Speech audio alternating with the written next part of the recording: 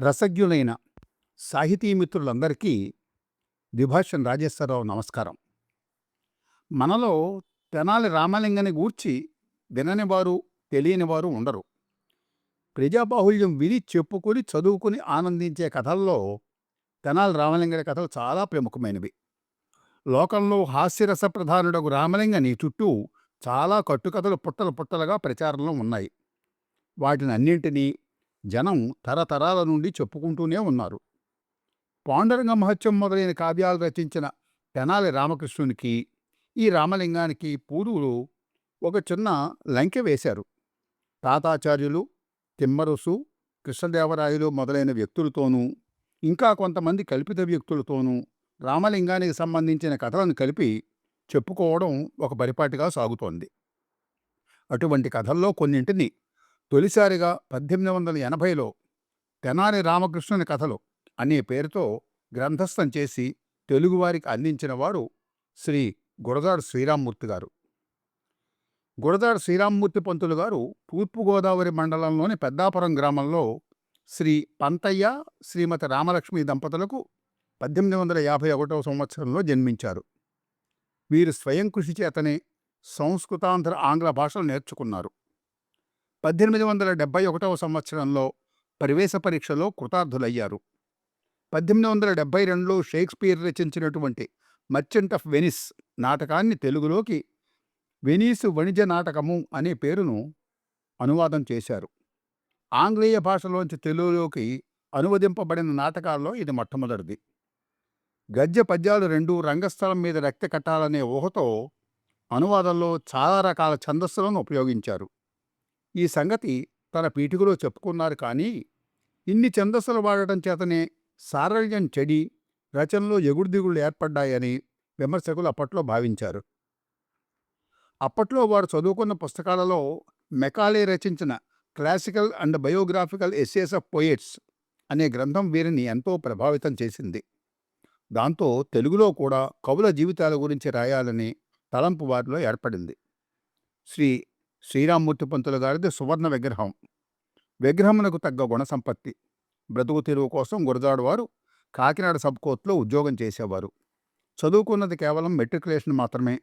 అయితే స్వయం కృషితో ఆంధ్ర భాషా వాంగ్మయాన్ని, చరిత్రను అధ్యయనం చేశారు. శ్రీరామ్మూర్తి గారు చేసిన అనువాద రచనలో చిత్రరత్నాకరం చెప్పుకోదగ్గది. యవనయామిని వినోదములు అనే అరేబియన్ నైట్స్ కథల నుండి ఒకదాన్ని తీసుకుని రసవంతంగా రచించారు. ఇందులో హాస్యరసావహమైన అభినవ కథా సుధా ప్రతిభ ఉందని సమకాలపు పండితులు కీర్తించారు. ఈ చిత్రరత్నాకరము చాలా కాలం మెట్రికులేషన్ విద్యార్థులకు పఠనీయ గ్రంథంగా ఉండేది. 1876లో కవుల జీవిత రచన ప్రారంభించారు. తెలుగు కవుల జీవితాలను గురించి వ్రాసిన వారిలో వీరే మొదటివారు కాబట్టి ఆ కాలంలోని పత్రికలన్నీ కూడా వీరు ఆరంభించిన ఉద్యమాన్ని ఎంతో ప్రశంసించాయి. 1893లో శ్రీ ఆనంద గజపతి రాజావారు సజీవులుగా ఉన్నప్పుడు కవి జీవితములు 6 భాగాలుగా ఒకే సంపుటముగా వెలువడింది. తర్వాత 2 దశాబ్దాల పాటు ఈ గ్రంథం ప్రతులు దొరకనందువల్ల గురజాడ అప్పారావు గారు 1915లో వావిళ్లవారి చేత పునర్ముద్రణ చేయించారు. తర్వాత 5 సార్లు తిరిగి ముద్రిస్తూ వచ్చారు ఈ పుస్తకాన్ని. ఇక తెనాలి రామలింగని కథల పుస్తకం అయితే లెక్కలేనన్ని సార్లు తిరిగి తిరిగి ముద్రితమైంది. శ్రీరామ్మూర్తి గారు గొప్ప చరిత్రకారులు కూడా. వీరు రావు వంశ చరిత్ర, రాయన భాస్కర మంత్రి చరిత్ర, తిమ్మరుసు చరిత్ర, అయ్యప్ప దీక్షిత చరిత్ర, విద్యారణ్య చరిత్ర అనే గ్రంథాలను రచించారు. సోమదేవర అజయమునందు వారి వారి వంశావళి మొన్నగు చారిత్రక గ్రంథాలు ప్రకటించారు. ఇవే కాక కళాపూర్ణోదయ కథా సంగ్రహము, కలభాషిణి, వైద్య నిఘంటుక పద పారిజాతము వంటి గ్రంథాలు కూడా రచించారు. 1883 సంవత్సరంలో కాకినాడలో శ్రీ బాలాత్రిపుర సుందరి సమేత శ్రీ రామలింగేశ్వర స్వామి ఆలయమునకు కళ్యాణ మండపాన్ని కట్టించారు. గురజాడ వారు కొంతకాలం పెద్దాపురంలో నివసించారు. ఆ సమయంలో అక్కడ నుండి ప్రబంధ కల్పవల్లి అనే మాసపత్రికను కొంతకాలం నడిపారు. తర్వాత కాకినాడ చేరుకున్నాక కాకినాడ నుండి రాజయోగి అనే పత్రికను ప్రచురించారు. వీరి ప్రతిభను గుర్తించి విజయనగరం సంస్థానాధిపతి శ్రీ ఆనంద గజపతి రాజావారు తమ ఆస్థాన విద్వాంసునిగా ఉండమని ఆహ్వానించారు. శ్రీరామ్మూర్తి గారు 1888లో తమ ఉద్యోగానికి రాజీనామా చేసి విజయనగరం వెళ్ళి అక్కడ స్థిరపడ్డారు.